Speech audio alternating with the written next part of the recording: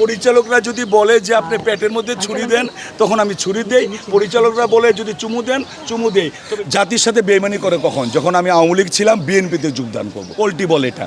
আমরা পরিচালকরা যা বলে আমরা তাই করি।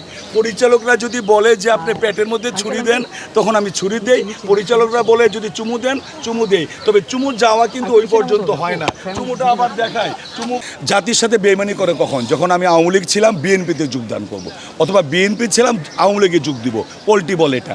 আমি গতবার কি জায়েদ প্যানেলে ছিলাম? আমি গতবার কি নিপুণ প্যানেলে ছিলাম?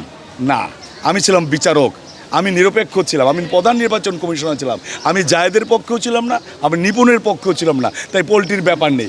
এখন আমি এসেছি ভোট দেওয়ার ব্যাপারে, ভোট চাওয়ার ব্যাপারে। এখন আমি প্রার্থী, আমি প্রধান নির্বাচন কমিশনার না, অথবা নির্বাচন কমিশনার না, এখন এটা পোল্ট্রি না। আমাকে মনে হয়েছে সেটা আমি করব, আমি তার প্যানেলে যাব, আমি গিয়েছি। আমার কাছে মনে হয়েছে এই প্যানেলটি যোগ্য। আমি ভাবি, আমি বিশ্বাস করি শিল্পীদের উন্নয়ন কাজ করতে হলে একটা যোগ্য নেতৃত্ব আসতে হবে, সাংগঠনিক ক্ষমতা থাকতে হবে। পাশাপাশি আমার একটা প্রশাসনিক ক্ষমতা আছে, যেহেতু আপনারা জানেন আমি দীর্ঘদিন সরকারি চাকরি করেছি, 35 বছর। আমি বিসিএস কর্মকর্তা।